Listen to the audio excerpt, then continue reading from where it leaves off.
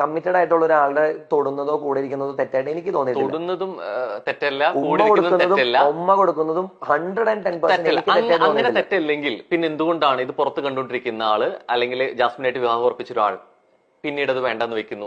എനിക്കറിയില്ല, അത് എന്നോടല്ലല്ലോ അത് ചോദിക്കേണ്ടത്, ആളോടല്ല ചോദിക്കേണ്ടത്. ചോദിക്കുന്നു. അപ്പൊ അതിൽ നിന്ന് വ്യക്തമല്ലേ? കാരണം അത്രത്തോളം ഒരു പ്രശ്നമല്ല, ഇത് സൗഹൃദത്തിന്റെ ഭാഗം മാത്രമാണെന്ന് പറയുമ്പോൾ ഇതിന് നിങ്ങൾ അതിന് കാഴ്ചപ്പാട് അങ്ങനെയല്ല എന്നുള്ളൊരു സൊസൈറ്റി ഇവിടെ ഓൾറെഡി ഉണ്ട് എന്നുള്ളത് കൂടി നേരത്തെ പറഞ്ഞ ജനവിധിയുടെ ഭാഗമാണ്. പറഞ്ഞ വാക്കാ പ്രശ്നം. ഏതാണ്? സൊസൈറ്റി.